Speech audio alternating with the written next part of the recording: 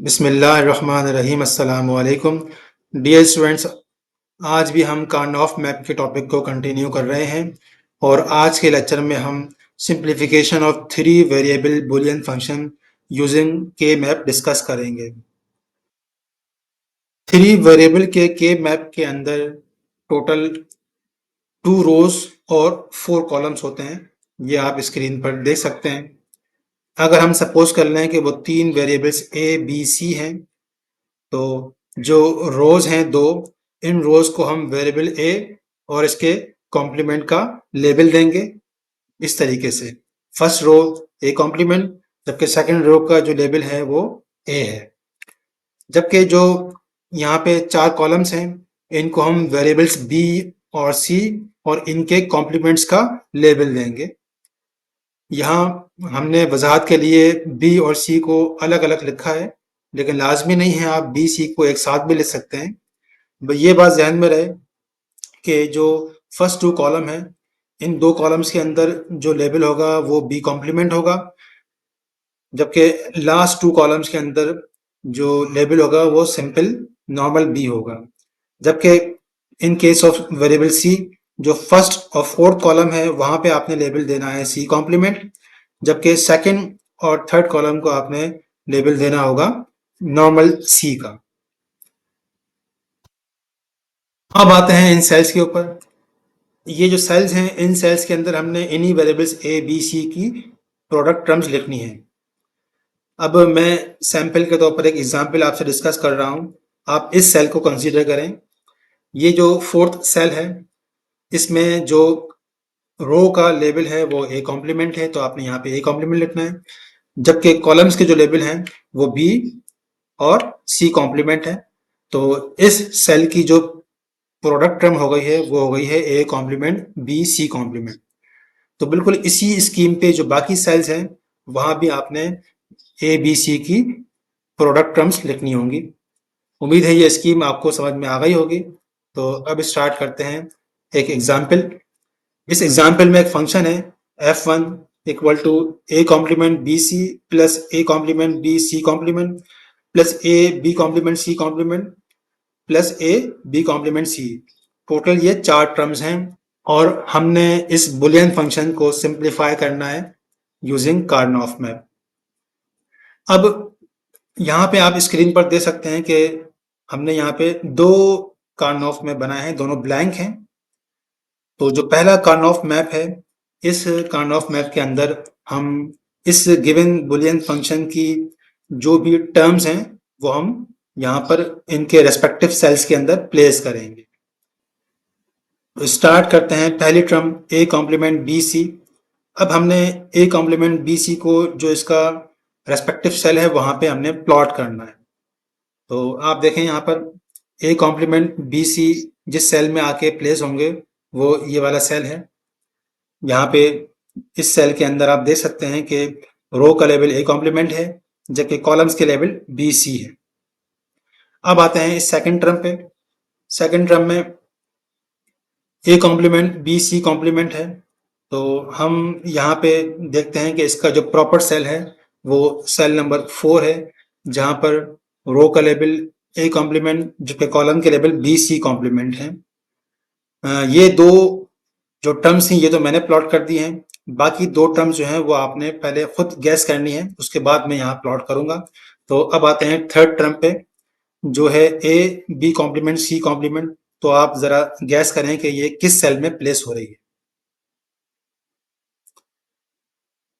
उम्मीद है आपने गैस कर लिया होगा। अब मैं इनको प्लॉट करता हूँ।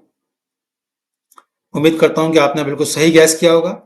अगर सही गैस नहीं किया तो आपके पास एक चांस और मौजूद है। फोर्थ टर्म भी आप लोगों ने ही गैस करनी है। ये है ए बी कॉम्प्लीमेंट सी। तो आप गैस करें कौन सा सेल होगा। उम्मीद है आपने गैस कर लिया होगा। अब मैं इसको प्लॉट करता हूँ। तो ये आ गई ए बी कॉम्प्लीमेंट सी। अच्छा, ये हमने इन चारों टर्म्स को इस पहले वाले ब्लैंक कार्नोफ मैप में प्लॉट कर लिया है। अब नेक्स्ट स्टेप में हमने जो सेकंड कार्नोफ मैप है उसके अंदर हमने इन टर्म्स के अगेंस्ट जो कॉरस्पॉन्डिंग सेल्स होंगे वहां पर हमने 1 प्लेस करना है। तो स्टार्ट करते हैं पहली टर्म से। इस टर्म के अगेंस्ट जो सेकंड कार्नोफ मैप में जो सेल है वहां पे हमने 1 प्लेस कर दिया। इसी तरह सेकंड टर्म के अगेंस्ट भी वहां हमने 1 प्लेस कर दिया, और थर्ड और फोर्थ टर्म के अगेंस्ट भी हमने सेकंड कार्नोफ मैप में 1 प्लेस कर दिए हैं। तो यहाँ हमने इस सिंप्लीफिकेशन का जो पहला स्टेप है, placement of ones in corresponding cells, वो हमने कंप्लीट कर लिया है। बहुत सिंपल सा स्टेप है। अब आते हैं इस के सेकंड स्टेप पे, जहां पे हमने ग्रुपिंग करनी है एडजेसेंट वंस की। ग्रुपिंग का मतलब ये है कि जहां जहां वंस एक साथ हों तो हमने उनको जोड़कर कंबाइन करके ग्रुप बनाना है। और ग्रुप बनाने के लिए कोशिश तो ये करें कि कम से कम 4 वंस का ग्रुप बने। अगर 4 वंस का ग्रुप पॉसिबल ना हो तो हमने एटलीस्ट 2 वंस का ग्रुप बनाना होगा। अब यहाँ पे आप देखें, ये जो 2 वन हैं ये एडजेसेंट हैं, साथ साथ हैं, लेकिन क्योंकि ये डायगोनली एक साथ हैं तो इसलिए हम इनका ग्रुप नहीं बना सकते हैं।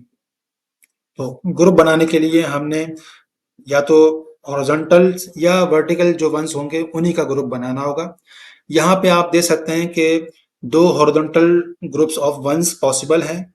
एक तो टॉप ग्रुप है जहाँ ये 2 कंबाइन हुए हैं, और एक बॉटम वाला ग्रुप जहाँ पे ये 2 वंस कंबाइन हुए हैं। तो ये हो गया सेकंड स्टेप जिसके अंदर हमने ग्रुपिंग ऑफ वंस की है, और यही इस सिंप्लीफिकेशन का सबसे चैलेंजिंग स्टेप है।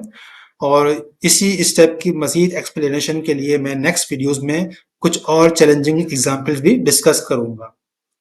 अब हमने इन ग्रुप्स में जो टर्म्स मौजूद हैं उन टर्म्स को कंबाइन करना है, और कंबाइन करने के लिए हमने जो प्रोसीजर इस्तेमाल करना है वो बहुत सिंपल सा प्रोसीजर है।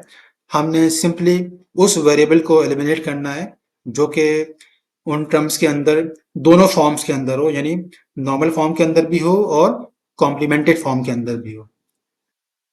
तो आइए इन टर्म्स को कंबाइन करते हैं। आप सबसे पहले इस टॉप वाले ग्रुप को देखें।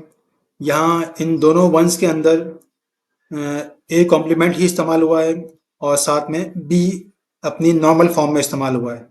लेकिन इन दोनों वंस के अंदर सी नॉर्मल फॉर्म के अंदर भी है और कॉम्प्लीमेंटेड फॉर्म में भी है। इसलिए हम इस ग्रुप के अंदर से इस वेरिएबल सी को एलिमिनेट कर देंगे। तो after elimination of variable C, इस ग्रुप के अंदर सिर्फ ए कॉम्प्लीमेंट और बी ही बचेगा, जिसे मैंने यहाँ पर शो कर दिया है। अब आते हैं बॉटम वाले ग्रुप में। इस ग्रुप में भी आप नोट करें कि इन दोनों वंस के अंदर वेरिएबल ए इस्तेमाल हुआ है और बी कॉम्प्लीमेंटेड फॉर्म में इस्तेमाल हुआ है, जबकि अगेन इन दोनों वंस के अंदर सी कॉम्प्लीमेंट की फॉर्म में भी इस्तेमाल हुआ है और नॉर्मल फॉर्म में भी इस्तेमाल हुआ है। तो यहाँ इस ग्रुप के अंदर भी हम इस सी को एलिमिनेट कर देंगे। तो सी की एलिमिनेशन के बाद इस ग्रुप में जो टर्म्स बचेगी वो ए और बी कॉम्प्लीमेंट होगा, जिसे मैंने यहाँ पे शो कर दिया है। अब फाइनली हमने अपनी कंबाइंड टर्म्स को यहाँ पे as a sum of resultant terms show करना है। तो आपने लिखना होगा उन टर्म्स को और उनके बीच में प्लस का साइन इस्तेमाल करना होगा। मैं फिर रिपीट कर दूं कि जो पहली टर्म है वो इस ग्रुप से कंबाइन होके आई है, यानी यहाँ पे आप देख सकते हैं कि इन दोनों वंस के अंदर ए कॉम्प्लीमेंट और बी कॉमन है, तो वो हमने यहाँ पे लिख दिया है ए कॉम्प्लीमेंट और बी। जबकि इस सेकंड टर्म के अंदर आप देखें तो यहाँ पर वेरिएबल ए और बी कॉम्प्लीमेंट कॉमन है, तो वो हमने यहाँ पे लिख दिया है ए बी कॉम्प्लीमेंट। और जो हमारा सिंप्लीफाइड फंक्शन है वो as a sum of these two resulting terms हमने यहाँ पे लिखना होगा। उम्मीद है ये एग्जाम्पल आपको समझ में आ गई होगी। बहुत सिंपल एग्जाम्पल है। इस एग्जाम्पल को आपने फॉलो करना है। और अब आते हैं आज की टास्क पे। इन तीनों फंक्शंस को आप नोट कर लें, इन्हें परफॉर्म करें। कोई प्रॉब्लम हो तो आप मुझसे कमेंट्स में पूछ लीजिएगा, और मैं नेक्स्ट वीडियो में कुछ चैलेंजिंग फंक्शंस को सिंप्लीफाई करना सिखाऊंगा। तो उसको समझने के लिए ज़रूरी है कि आप इस टास्क को ज़रूर परफॉर्म करें। अल्लाह हाफिज़।